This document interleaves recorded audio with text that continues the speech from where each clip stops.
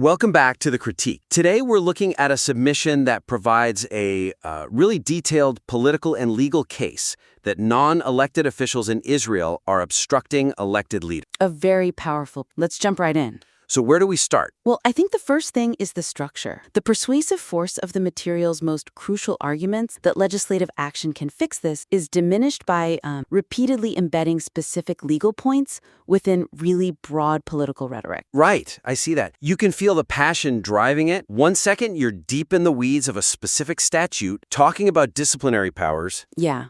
And the very next sentence, you're using these huge, sweeping terms like revolt of the elite or calling the opposition a criminal organization. And that oscillation, that's the core weakness. A reader gets whipsawed between, a technical legal brief and a political manifesto. It risks alienating people who would otherwise be on board with the legal strategy. It really does. When you have a specific, actionable remedy like the power to suspend an official, and you immediately follow it with just generalized frustration, the whole case starts to sound more like political venting. Not like a strategic plan.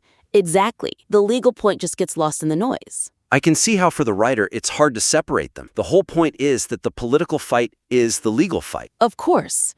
But for the sake of the argument, how do we strategically resequence this to, keep the intensity but also show the plan is viable? So what's the suggestion? It's about resequencing. The idea is to create a dedicated section that establishes the specific, actionable legal powers the government has before you frame the crisis with that highly charged political language. Lead with the solutions. Lead with the solutions that are already in existing law. You establish the government's authority first. It's a huge strategic advantage because it proves the government already holds the cards to act now. And it preempts the claim that you need some new controversial law. Right. It completely shifts the pressure. The conversation moves from, what new law do we need? To, why aren't you using the law you already have? Precisely. You ground your entire position in undeniable existing law. For instance, the material talks a lot about the Attorney General's alleged failure to submit her phone for an investigation. A key point. A very key point. Instead of just mentioning it, you dedicate real focus to the specific remedy that's cited. This is the power the Minister of Justice has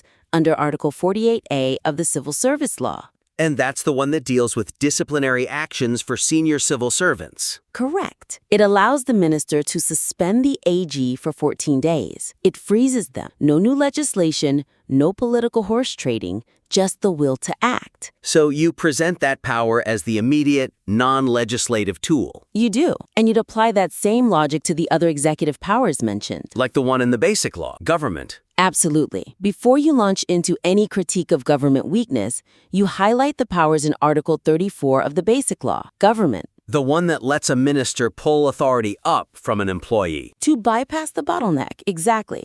You present these statutory tools as undeniable cards in hand. Only then, once the reader sees the legal architecture is already there, do you transition. That's when you can argue that it's the political will that's lacking.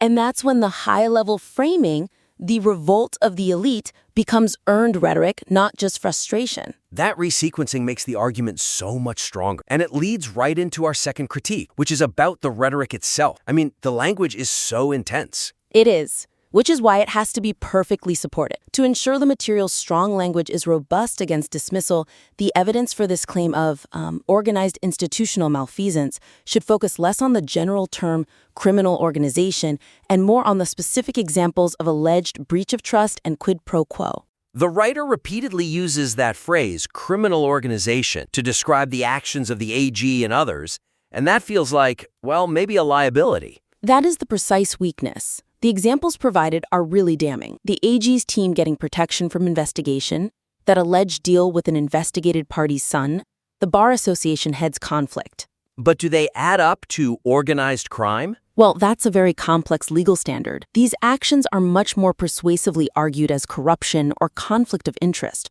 or breach of public trust. And using the organized crime label just gives opponents an easy out. A very easy out. They can dismiss the whole thing on a technicality and force the debate on legal definitions instead of the facts of the alleged corruption. So the suggestion is to refine the focus, make the language more surgical, align it with the actual evidence of corruption. Exactly. Shift the rhetorical focus away from that one label and onto the specific cited examples of hand washes hand, that mutual protection. Make it about the ethics, the systemic breakdown of trust. Yes, because that's much harder for opponents to dismiss when the specific facts are all laid out. The argument becomes about verifiable institutional rot. Okay, so let's talk about those concrete examples. They're already in the piece, they just need more space to breathe. They really do. Take the alleged arrangement where the AG's team got leniency from an investigation while also getting a benefit like, say, protection for a family member. Right. You need to dedicate more rhetorical energy to breaking down that specific exchange, presented as the primary evidence of bribery, of quid pro quo. That accusation is incredibly compelling on its own. It doesn't need the extra label. And by focusing on that level of detail, the reader starts to see the pattern. And then you solidify that pattern with the other examples. Like the Bar Association head. Precisely. Isolate that example. His conflict of interest with that advertising firm, Gitime. Don't just mention it in passing. Detail the mechanics of it. You present it as a prime example of systemic, uninvestigated conflict of interest. Yes. And by framing the whole conflict around these specific, verifiable ethical breaches, officials failing to answer questions, a lack of transparency, the entire argument becomes less about sweeping generalizations and more about proving a case through repeated factual examples. That definitely strengthens the critique. Okay, so let's move on to the proposed solution, the legislative fix. The piece strongly advocates for amending Article 15 of the Basic Law Judiciary. And this proposed solution is really the crown jewel of the submission, which means it has to be absolutely airtight. The proposed legislative solution to curb judicial overreach needs internal consistency, clearly defining which types of rulings are intended to be protected from Supreme Court review and why. The weakness here could be the scope, right? The material calls it a simple fix to stop the Supreme Court, Bagatz, from nullifying laws or getting involved in political matters. Right. But the critique itself relies heavily on arguing against the Supreme Court's previous interventions, specifically overturning the draft law decisions. And that's a crucial inconsistency. If your goal is to stop the court from intervening in all political matters, you have to be really clear what that means. Because if the fix is too broad, it could end up protecting policies the writer actually hates. Exactly. A future government could pass a draft law with a really low conscription quota, and a broad legislative fix protecting all policy would insulate that very unwanted law from any judicial challenge. So the legislative proposal has to be perfectly aligned with the desired policy outcomes. It has to be. The suggestion is to refine the amendment's language, make it a durable, surgical intervention. The writer has to define the lines they're drawing with maximum precision. So since the critique covers everything from military conduct to national policy like the draft law, the fix needs to clearly define the line between a reviewable procedural error and a non-reviewable core policy or legislative choice, especially when it comes to basic laws. So what are the concrete questions the writer needs to answer for themselves when they're drafting this? First, the depth of the block. When you're talking about amending Article 15, is the goal just to block nullification of basic laws, which is the current debate, or is it to protect all laws? That's the fundamental difference. It completely changes the reform. And second, the most critical test, is the draft law itself. You have to address it head on. You do.